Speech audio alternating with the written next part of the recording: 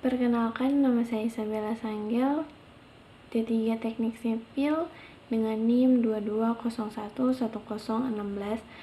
Di sini saya akan menjelaskan hasil makalah saya dalam bentuk PowerPoint yang seperti sudah kalian lihat. Di sini ada gaya.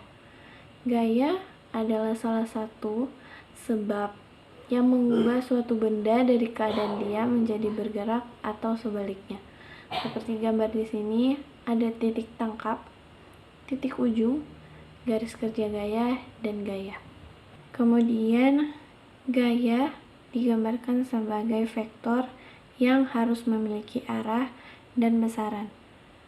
Garis-garis yang akan dilalui oleh gaya disebut garis gaya kerja, dan titik tangkap gaya yang bekerja pada suatu benda boleh dipindahkan pada sepanjang garis kerjanya. Menurut tempat terjadinya, gaya dibedakan menjadi dua, yaitu gaya luar dan gaya dalam. Gaya luar adalah gaya-gaya yang berasal dari luar yang menimpa benda, sedangkan gaya dalam adalah gaya-gaya yang terjadi di dalam benda sebagai akibat dari gaya-gaya luar menimpanya. Maka dari itu, momen dari suatu gaya adalah hasil karya gaya tersebut dengan jarak gaya sampai titik yang dituju. Di sini ada rumusnya.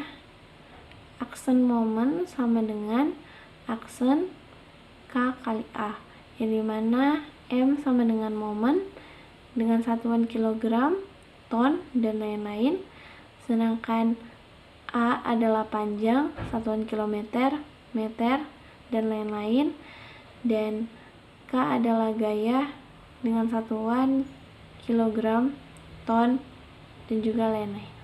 Beban atau muatan adalah beratnya benda atau bagian dari suatu bangunan yang bersifat tetap akibat penghuninya. Struktur adalah himpunan elemen-elemen bahan yang dapat meneruskan beban-beban atau gaya-gaya muatan ke elemen. Elemen bahan lainnya yang akhirnya diteruskan ke tanah dengan aman. Berikut menurut peraturan pembebanan Indonesia untuk gedung yang biasa disingkat PPI-UG. Beban atau muatan dibagi atas 5 macam. Yang pertama adalah beban mati, yang dimana beban mati ini adalah yang bersifat tetap atau konstan.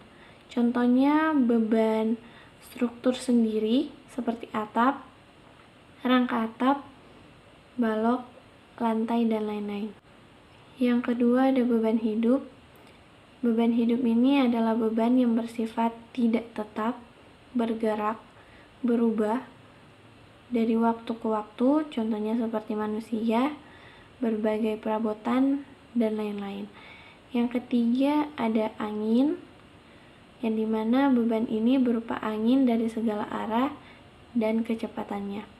Untuk yang keempat ada beban gempa.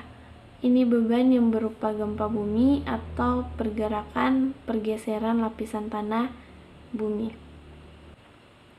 Yang kelima beban khusus. Beban khusus ini adalah beban-beban yang merupakan penyederhanaan kenyataan sehari-hari, contohnya seperti efek cuaca, panas, suhu, dan temperatur.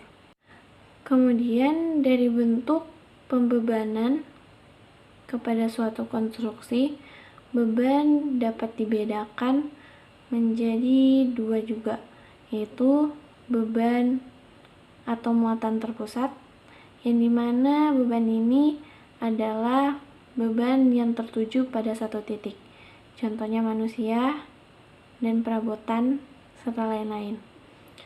Yang kedua adalah beban muatan terbagi, yang dimana muatan ini adalah muatan yang tidak tertuju pada satu titik, tetapi terbagi pada bagian atau seluruh elemen struktur tersebut.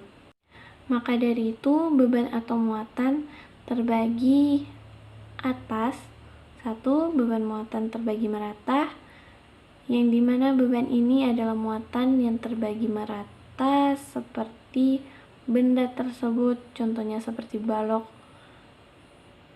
plat, lantai, dan rangkai atap.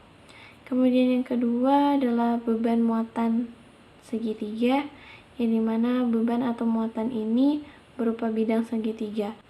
Berdasarkan sistem pembebanan pada suatu konstruksi dapat dibedakan menjadi beban muatan langsung, yang dimana adalah beban atau muatan yang diteruskan secara langsung ke tanah atau elemen-elemen struktur lain. Sedangkan yang kedua, beban muatan tak langsung. Beban ini adalah beban atau muatan yang diteruskan secara tidak langsung ke tanah atau elemen-elemen struktur lain. Selanjutnya di sini ada tumpuan atau perletakan. Perletakan setiap konstruksi selalu akan berada atau terletak pada suatu tempat, baik kedua ujungnya maupun hanya salah satunya. Tempat bertumpunya konstruksi tersebut dikenal dengan tumpuan atau perletakan. Selanjutnya, tumpuan atau perletakan terbagi menjadi 3. Yang pertama ada tumpuan sendi, yaitu jenis tumpuan yang hanya bisa menerima 2 reaksi gaya, yaitu reaksi vertikal dan reaksi horizontal. Perlu diingat, tumpuan ini tidak bisa menerima momen, dan jika ia menerima momen, maka ia akan berpusat sesuai arah momen yang bekerja. Yang kedua ada tumpuan roll, yang dimana tumpuan jenis ini lebih rendah lagi cakupannya, yaitu hanya bisa menerima gaya yang bekerja arah vertikal saja. Perlu diingat, tumpuan ini tidak bisa menerima gaya horizontal dan momen. Selanjutnya yang ketiga adalah tumpuan jepit, yang dimana tumpuan jepit ini lebih kompleks lagi, yaitu ia bisa menerima baik itu gaya horizontal, vertikal, dan juga ia bisa menerima momen. Perlu diingat kembali, di tumpuan ini dianggap tidak ada gerakan sama sekali. Sekian, mohon maaf jika ada salah kata, dan terima kasih.